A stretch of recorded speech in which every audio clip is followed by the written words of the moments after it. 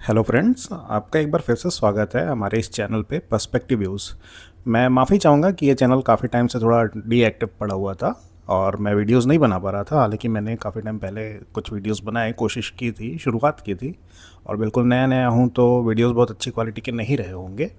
लेकिन उसके बाद आपने अगर नोटिस किया हो, वैसे तो सब्सक्राइबर्स नहीं है तो ज़्यादा लोगों ने नोटिस भी नहीं किया होगा, लेकिन मैं कुछ टाइम से वीडियोस नहीं बना पा रहा था। उसकी वजह ये थी कि जो लास्ट मैंने वीडियो बनाया था उसके कुछ ही समय बाद मेरा एक एक्सीडेंट हो गया था और मेरे दोनों हाथ में चोट लग गई थी।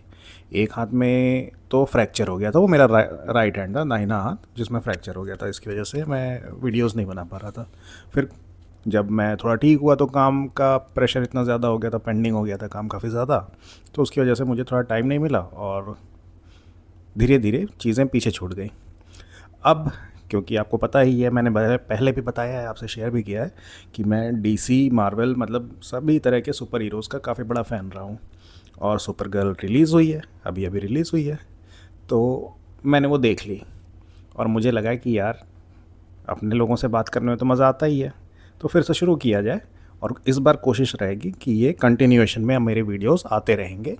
कोई भी सुपर हीरो पे कोई फिल्म आती है या कोई शो आता है, अभी तो ट्रेलर्स नहीं करूँगा, हो सकता है मूड हुआ कोई अच्छा ऐसा इंट्रीगिंग ट्रेलर लगता है तो फिर देखूँगा उस पर भी वीडियोस बनाने की। लेकिन आप लोगों से डिस्कस करने के लिए अब मैंने वीडियोस बनाना फिर से शुरू कर दिया है और इस बार ये कंटिन्यू रहेगा, आगे बढ़ता रहेगा।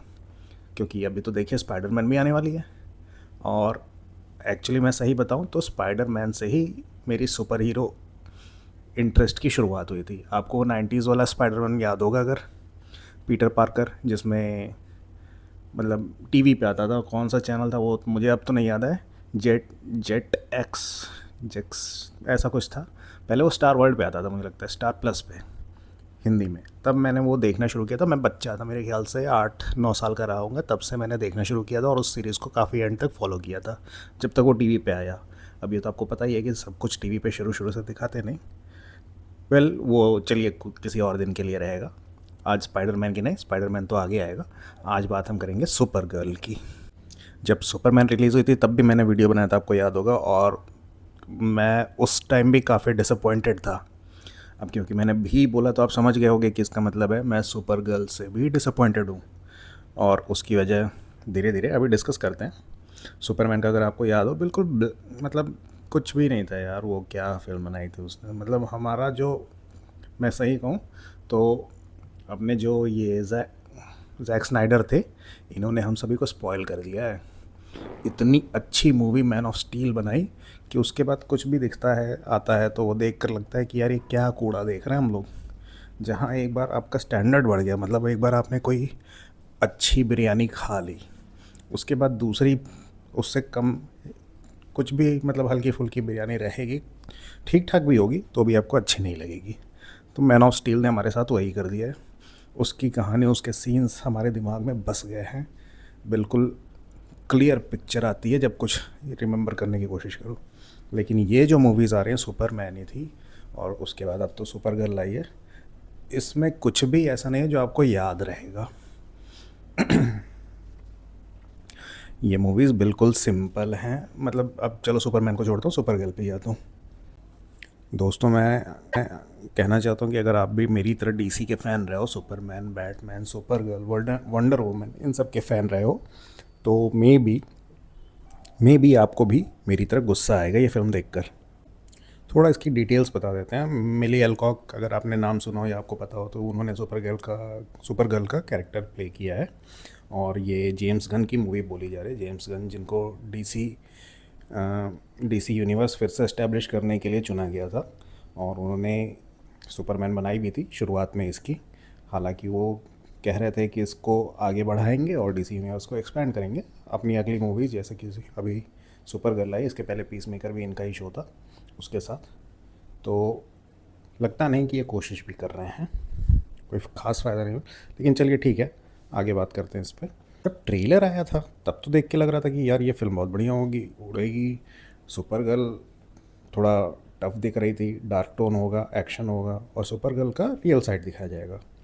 एक्सपेक्टेशन बहुत हाई थी।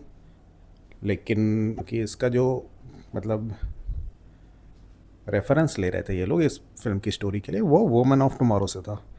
अगर आपने कॉमिक्स पढ़ी हो या आपको थोड़ा आइडिया होगा तो वुमेन ऑफ टुमारो थोड़ी सीरियस कॉमिक्स थे सुपर गर्ल के ओरिजिन्स और इन सब चीज़ों को डिस्कस करने के लिए करते हुए।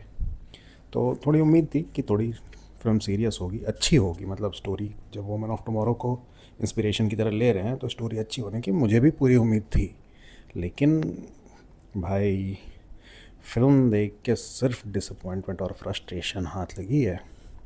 ये फिल्म एक और एग्जांपल है कि जेम्स गन अभी भी डीसी को ठीक से हैंडल नहीं कर पा रहे हैं, ना समझ पा रहे हैं। मुझे तो ध्यान आ रहा है कि यार उन्होंने सुपरमैन के बारे में भी ऐसा कुछ कहा था जैसे उनको पता ही नहीं था कि सुपरमैन है क्या, उसका मोटिव क्या है, वो सोचता कैसे है, क्या चाहता है। लेकिन चलो ठीक है, ट्रेलर ने जो दिखाया था फिल्म में उसका आधा भी नहीं मिला। स्टोरी मेसी है, पेसिंग स्लो है, विलन्स वीक हैं। विलन्स क्या, एक विलन है, विलन वीक है। और ओवरऑल फिल्म इतनी एवरेज है कि देखने के बाद कुछ याद भी नहीं रहता। पहले बात करते हैं जेम्स गन की। भाई लोग, ये वही इंसान है जिन्होंने गार्डियंस ऑफ द गैलेक्सी से नाम कमाया और अब इनको डीसीयू का हेड बना दिया गया है। इन्होंने कहा था कि नई डीसीयू में हर फिल्म कनेक्टेड होगी, स्ट्रॉन्ग स्टोरी टेलिंग होगी और कैरेक्टर्स को जस्टिस मिलेगा। लेकिन ये सुपर गर्ल फिल्म देख के लगता है कि वो खुद कंफ्यूज हैं कि असल में कहना क्या चाहते हैं। इस फिल्म में कोई सॉलिड डायरेक्शन नहीं दिखता। राइटिंग इतनी लूज़ है कि लगता है जैसे लास्ट मिनट में स्क्रिप्ट चेंज कर दी गई हो। हाँ, हो भी सकता है, ये पॉसिबल भी है, क्योंकि जब शुरुआती रिव्यूज़ आए थे मुझे लग रहा है 7-8 महीने पहले ही इसके सुपर गर्ल के, मतलब क्या बोला जाता है यार उसका, वो वर्ड मुझे है, स्क्रीनिंग बोलते हैं ना, प्रिलिमिनरी स्क्रीनिंग बोलते हैं शायद उसको, वो जब हुई थी तब जिन्होंने देखा था वो लोग काफ़ी डिसअपॉइंटेड थे। तो मे बी ये भी पॉसिबल है कि कुछ चीज़ें चेंज की गई हैं। प्लॉट थ्रेड्स इधर उधर फैली हुई हैं, कोई प्रॉपर आर्क नहीं है, कोई इमोशनल डेप्थ नहीं है।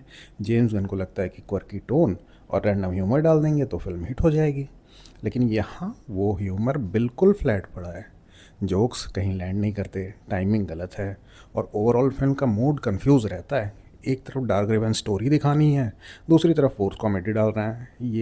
ये तो आजकल हर मूवी में हो गया है कि देखो ज़बरदस्ती की फोर्स कॉमेडी। थॉर इतनी घटिया हो गई थी इसी फोर्स कॉमेडी की वजह से, अगर आपको याद हो। तो ये चलने नहीं वाला, फिर भी पता नहीं क्यों लोग पीछे पड़े हुए हैं यार। और सबसे बड़ी बात, जेम्स गन ने इस फिल्म को अपने डीसीयू के लिए यूज़ किया है लेकिन कोई बड़ी चीज़ डिलीवर नहीं की। सुपरमैन के बाद ये फिल्म भी वही सेम प्रॉब्लम्स रिपीट कर रही है। कोई बड़ा ट्विस्ट नहीं, कोई मेमोरेबल विलन नहीं। विलन तो इतना घटिया, मतलब अगर वो तो सन जो, मैं ज़्यादा स्टोरी नहीं बताऊंगा, नहीं आप लोग को और थोड़ा मज़ा और भी बेकार हो जाए। इनकेस आप लोग जानना चाहते हो तो आप लोगों को थोड़ा मज़ा और बेकार हो जाएगा, इसलिए मैं स्टोरी डिस्कस नहीं करूँगा। लेकिन विलन बहुत ही वीक है यार, क्या कहोगे। सुपरमैन का विलन ऐसा नहीं होता, सुपर गर्ल का विलन ऐसा नहीं होना चाहिए।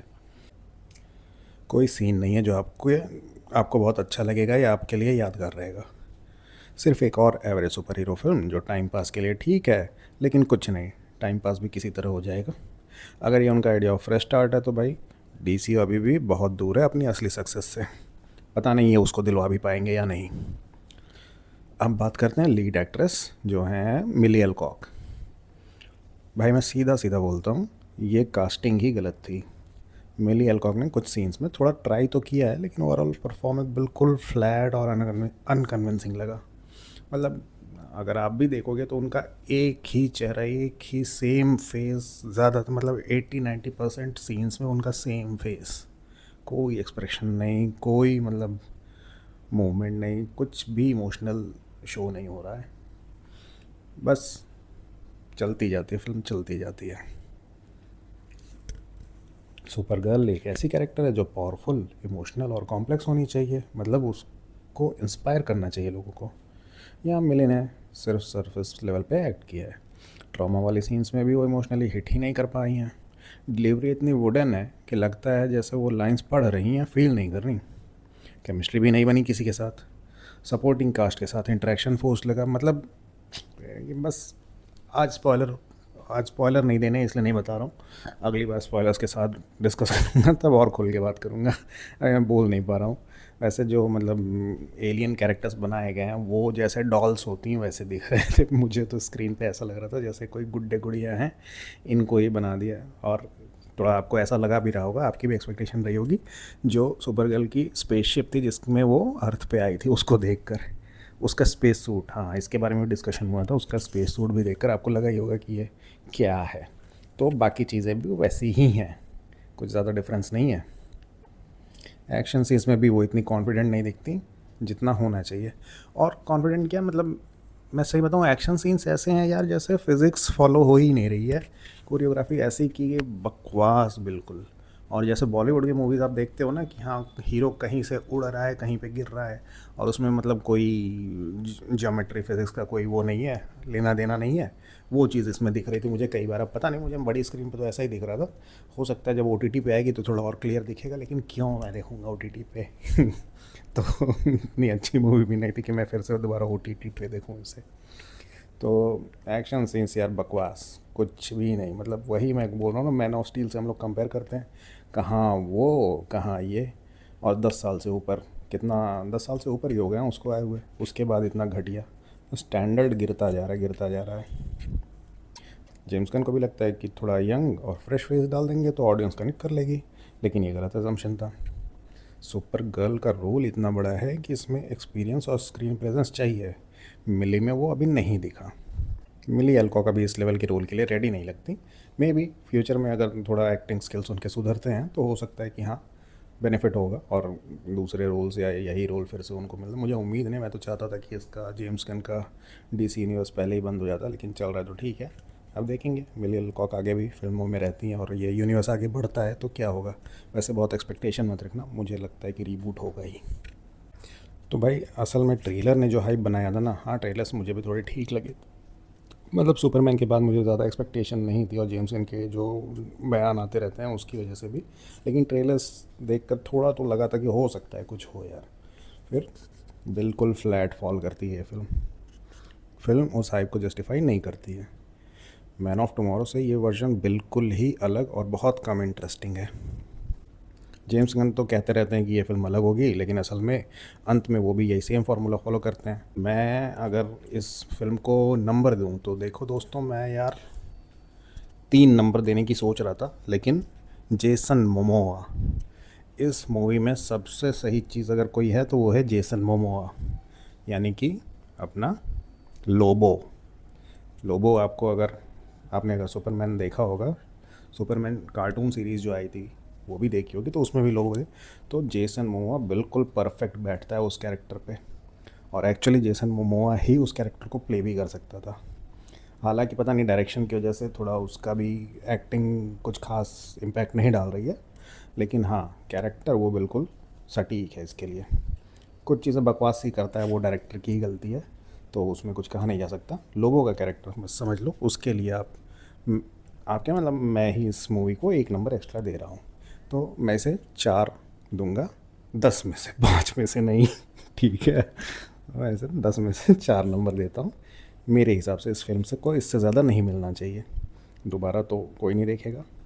हाँ कुछ लोगों को, असल में बच्चों के लिए देखो ठीक है, हाँ अगर आपके बच्चे हैं 5 से 10 साल के बीच तो उन्हें इस फिल्म में मज़ा आएगा, आप उसको उनको ले जा सकते हो। आजकल अच्छी मूवीज़ मतलब सभी के लिए मूवीज़ कम ही बनती हैं, तो बच्चों को एक अच्छा मौका मिल सकता है इसको देखने का, और उसी के थ्रू ये फिल्म कमाई भी कर पाएगी, जो भी करेगी बच्चों की वजह से ही कमाई ये कर पाएगी। इसके अलावा मैच्योर ऑडियंस इसे एंजॉय नहीं करेंगी। तो अगर आपके भी बच्चे हैं एक बार ले जाओ, दिखाओ, उन्हें तो मज़ा आएगा कम से कम, और थोड़ा थोड़ा तो आपको भी आएगा जेसन मोमोआ को देखकर। अब देखते हैं इस मूवी के बाद DCU में कोई फ्यूचर है कि नहीं, जेम्स गन का है या DCU का है, देखते हैं। और मैं तो नहीं चाहता कि जेम्स गन का कोई नया आना चाहिए यार। मैट रीव्स जो कि द बैटमैन, अपने रॉबर्ट पैटिंसन वाली जो मूवीज़ बना रहे हैं वो भी काफ़ी बेटर हैं। वो मूवी मतलब बैटमैन अब नोलन के मुकाबले में तो नहीं थी, लेकिन अच्छी थी। और ये सारी तो घटिया ही मूवीज़ आ रही हैं, तो देखते हैं क्या होता है आगे। और ऐसे दोस्तों, अगर आपको ये रिव्यू थोड़ा सही लगा हो तो कमेंट में अपना गुस्सा निकाल दो, और जेम्स गन और मिली एल्कॉक को जो भी कहना चाहो कहो। किसी की तारीफ़ करना चाहो जैसे मैंने जेसन मोमोआ की आप भी कर सकते हो, अपने व्यूज़ लिखो। और मेरे बारे में भी लिख सकते हो कि मुझे क्या चीज़ें सुधारनी चाहिए, क्या चीज़ें बोलनी या नहीं बोलनी चाहिए। बाकी अभी तो स्पॉयलर्स नहीं देना चाहता था, इसलिए ज़्यादा कुछ नहीं। आगे जब अगली वीडियो बनाऊंगा तब मैं थोड़े स्पॉयलर्स या एकदम खुल के डिस्कशन करूँगा, क्या बकवास लगा मुझे, क्या ठीक लगा, अच्छा तो नहीं लगा कुछ। और फिर देखते हैं, अगर हो सके तो अब थोड़ा सपोर्ट करना शुरू करना। मैं अभी कोशिश करूँगा कि वीडियोस थोड़े जल्दी जल्दी डालूँ। अकेला हूँ, थोड़ा नया हूँ तो सीख रहा हूँ ठीक है, थोड़ा बेयर करना मेरे साथ। चलो दोस्तों, thanks for watching, enjoy and have a nice day. Bye bye.